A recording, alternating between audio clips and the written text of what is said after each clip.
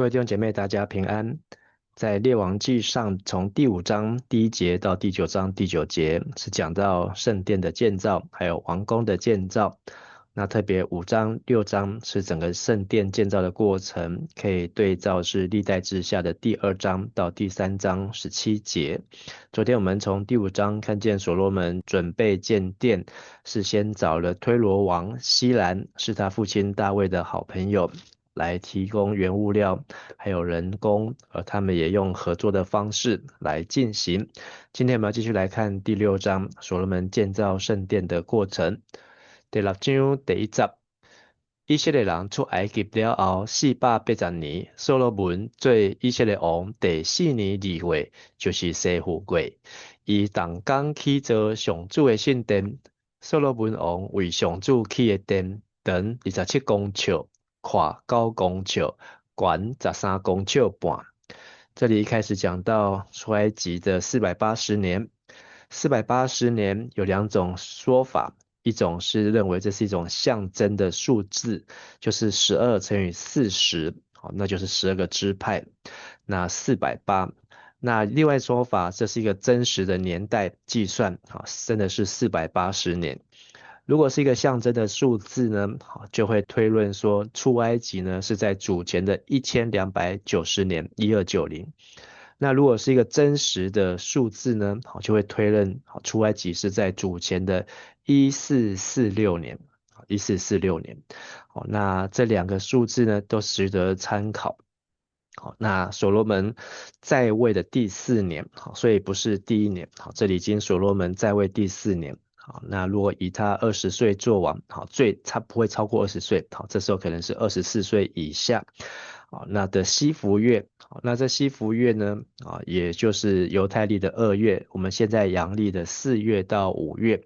那这个圣殿呢，整个的建筑物，的长27公尺，宽9公尺，高13.5公尺。那换算成坪数呢，大约是在75坪到90坪之间，高度大概是4楼半到5楼高。那这个占地的面积呢，和我们江南教会中华路49号的礼拜堂，第一次建的礼拜堂，非常的接近，这个 size。那在这个用禾本是用轴一轴是44.45公分，将近45公分，来计算。那所罗门的圣殿的这个量体大概是这样子的，是一个4层楼半的建筑物。那这个建物呢大约占地是从75坪到90坪。那再加上外围外院的部分。第3节，殿前的走廊深4公尺半，宽9公尺，甲殿边宽。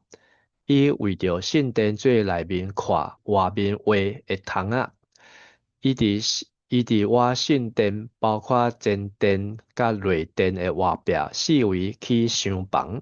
第1站看2公尺20公分，第2站看2公尺70公分，第3站看3公尺10公分。伫圣殿的外壁4围搁做房墙，才免互婴仔插入殿的壁。起造圣殿的石材已经拢伫石场拍好，所以起造的时就无推补头甲逐种铁器的声。厢房第1站的入口伫圣殿的南边，对第1站有跟咧推上第2站，对第2站上到第3站。伊用白香茶做梁，用白香茶板做厝顶，安尼圣殿就起好。我圣殿的壁起的厢房，逐站悬2公尺20公分，白香茶的梁拢靠伫殿的房墙。所以这个圣殿的样子呢，我们看文字有点抽象，但是从图片呢，可以大概帮助我们了解，就是在这个主建物的外边左右两边呢，会有一个3层的一个结构。那而且这3层的结构呢，越上去会每一层都上去1层，就会多出一点，大概多1轴，大概多个45公分左右。那这个不是住人，应该是做库房，放器具的。好，那在这里也讲到这个殿呢，好的建凿呢，整个主要的材质是石头。好，那但是这些石头运来的时候呢，都已经是凿好的。好，就是不是在这个地方现场施工，是凿好的。好，为什么要特别强调呢？因为在《申命记》的27章，有提到建造祭坛的时候呢，不可以用铁器。好，那所以他们在建造圣殿的时候，好，相信在这当中一切都是良好的，主已经都切割好的，好，然后一块一块的来把它叠起来，没有使用到铁器哦，所以他们没有听到这些建殿的声音。好，那这个每一层呢，好都有螺旋梯，好，外面两边呢会有螺旋梯上去，好到厢房，好，这厢房的高度呢有2公尺多，大概是也是我们现在一般的一个楼层的高度，再加上它的主建物，好，所以大概会有到4层半，好4层半的这个高度啊。好，我们继续来看第11集，上主对所罗门讲。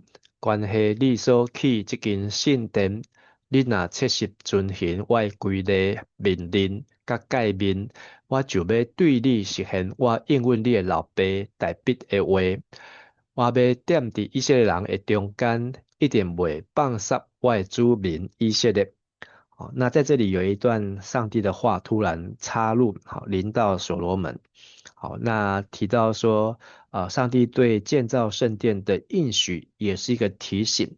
这个提醒简单的说，好，告诉所罗门不要只有为了建筑而建筑，因为当初大卫要建的时候，上帝是反对的，说神不住在人手所造的殿。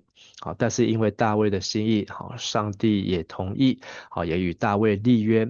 好，但是这个约的本质呢，还是要建立在这几件事情，好，就是12节，遵行我的律例，谨守我的典章，遵从我一切的诫命，好，那也是以上帝的话为中心。所以在圣殿当中的敬拜，不是敬拜这个建筑物，而是以上帝的话，信道从听到来，听到从基督的话，好，神的话来。所以在这个当中，怎么样领受神的话而回应，好，也是这个敬拜的核心。好，当然有正确的回应，那神必应验他所应许大卫的话，也必在以色列百姓的中间不离不弃。好，所以11到13节是一段在建造的过程当中，好，上帝的出现，还有提醒。14节，所罗门完成起造圣殿的工作。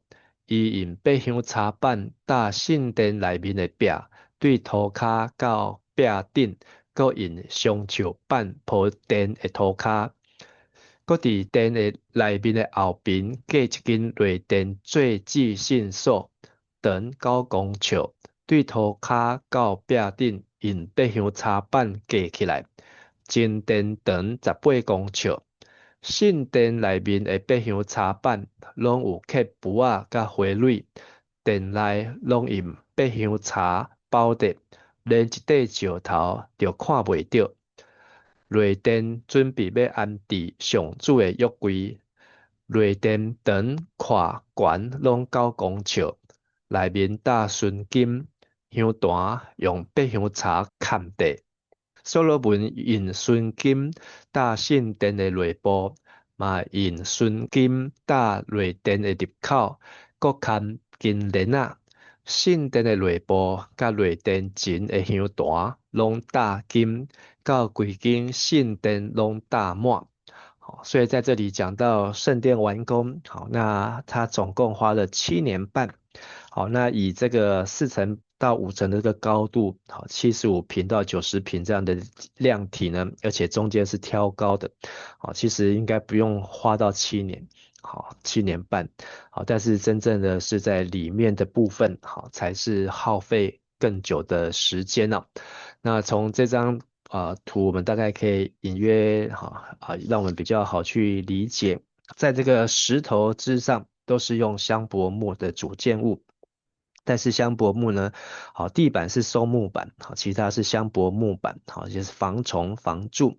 那更重要的是，这些木板外面要贴金呢，好，所以是把金子呢，好施工加工在这些木板的外层。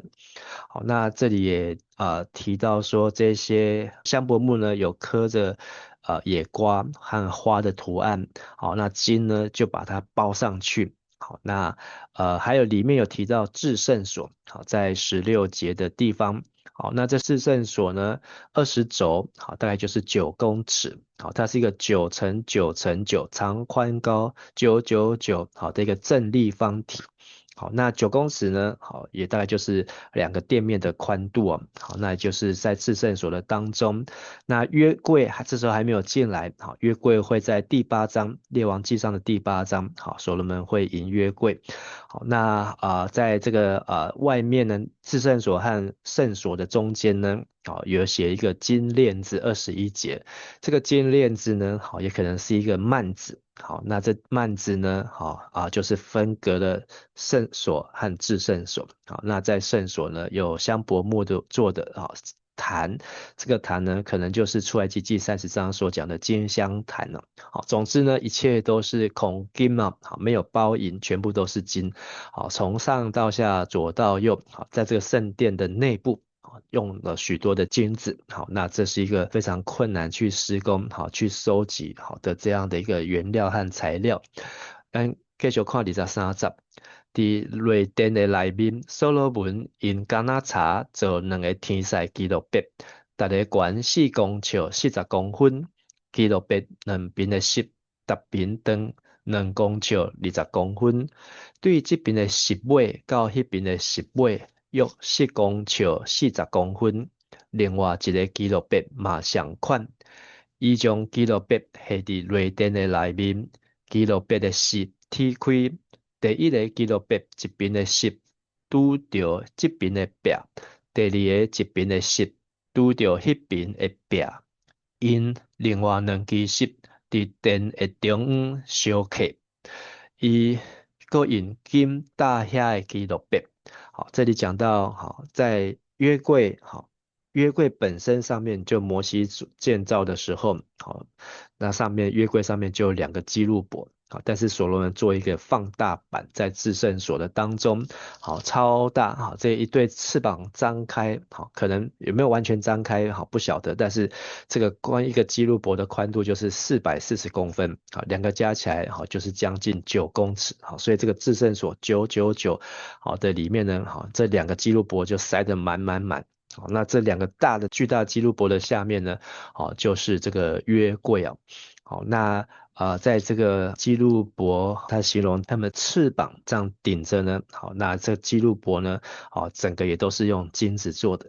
好，所以这也是一个很大的工程。好，至于这个基路伯本身呢，是用橄榄木。好，所以前面有香柏木，有松木。好，那这基路伯的主体是橄榄木。好，但是在包上了金子。好，那这也是一个非常不容易的工程。29节，圣殿的金殿甲内殿4位的壁，拢有刻基路伯、樟树甲花蕊的形状。金殿甲内殿的地板拢大金。所罗门阁用橄榄茶做入内殿的门，门楣甲门徛拢是五角形的条。伫用橄榄茶做的2个门线，刻基路伯、樟树甲花蕊，拢大金。阁用金镶伫基路伯甲樟树顶面，阁伫金殿的入口用橄榄茶做4角形的门徛，用香树茶做双边的门线，两边的门线各有2片为凹凸，顶面刻基路伯、樟树甲花蕊，拢大金，阁将金拍平，镶伫雕刻米的顶面。伊阁用拍好的石3排，甲百香茶1排来去内埕。那圣殿的装饰，好，也是这整个7年半当中，好，可能是耗费很长的时间。好，那在墙壁上，好，在门柱，还有在门扇，好，都有文章。好，那这些的雕刻呢，主要就是以3样：基路伯、棕树还有花，好来做装饰。好，那我们刚才前面一张图呢，有讲到这个门呢是一个可以折叠的门啊。好，那这是2页折叠。好，那大概有一点像这样。好，但跟这张图呢没有看到这样折叠的门。好，那中间的金链子有可能是中间的这个布幔。好，布幔。好，那这个基路伯好，大概是所罗门好非常向往。好，到处都可以看到基路伯、棕树还有花好的这个图案。啊，图腾啊，在这整个圣所和至圣所的当中。好，那36节提到，好，他用3层凿成的石头和香柏木1层来建造一个内院。好，所以外院、内院，好，然后才进去到圣殿的主体圣所，再进去里面的至圣所。但是这个内院呢，好，就是在这个75平之外的内院。好，大概就是祭司活动的范围，所以这个内院又叫做祭司院。好，最后2节37节，所罗门最王第4年2月，就是西元月，是上主圣殿的地基，到11年8月，就是卜地月，圣殿所有工程拢照计完成，起则共7年久。好，那所罗门在位的第4年，犹太历的2月。好，犹太历的2月，好，那就是阳历的4、5月，好，开始建造，到在位的11年，好，布勒月就是犹太历的8月，阳历的10到11月，好，所以接近7年半的时间。好，那但是一切都是按着计划，照着样式好来造成。好，所以这是一个圣殿的一个建造的简易版。好，那我们明天会继续再看到里面的详细的说明啊。在今天的金句6章12节，关系你所起这间圣殿，你若切实遵行我的规例、命令甲诫命，我就要对你实现我应允你的老爸大卫的话。好，所以在提醒我们，好，建造圣殿，好，除了外观，还有内装，更重要的是圣殿的功能是什么呢？就是要使百姓能够遵行神的律例，谨守神的典章，遵从神的诫命，行在其中啊。好，能够听神的话行在神的道路上。好，这就是圣殿好最主要的功能啊，不是把人当做一个机器，好把人在这边膜拜，好不是膜拜这个建筑物，而是要从心里面来遵行上帝的话。所以今天我们所建造的教会，是否同样也让弟兄姐妹来遵行神的律例，谨守神的典章，遵从神的诫命呢？不是只有要弟兄姐妹来做礼拜，好来参加聚会，更重要是要能够来认识神的话，行神的话，活出神的话。最后祈祷求主教导我们如何用建造人来建造教会，愿人人皆祭司，能够将神的道切实的施行出来。我们一起来祷告。亲爱的父神，感谢赞美主，让我们看见圣殿的建造过程，花费7年半的时间，是一点一滴将各样的心血、智慧累积起来。当所罗门在投入建筑的工程当中，上帝也提醒，在建殿的过程，更要思想神的话，让神的话充满在建造的人的心中，能够以神为念能够来思想神，同时也在提醒我们，今日在教会当中跟的服侍，也要来如同羊听牧人的话，能够让我们听从主耶稣的教导。让我们所做各样的服事都能够以上帝的话为中心，帮助我们都能够像是祭司在你的殿宇1日胜似在世上1000日。让我们在每一天早晚都能够以上帝的话来服侍，能够成为上帝话语的执事，让我们成为上帝话语的祭司，在你的院里来服侍你，来亲近主。也愿上帝祝福我们的教会，愿人人皆祭司，每个人都能够喜爱上帝的话，并能够来见证荣耀你。我们献上感谢、祷告、祈求，都是奉主耶稣基督的名求。阿们。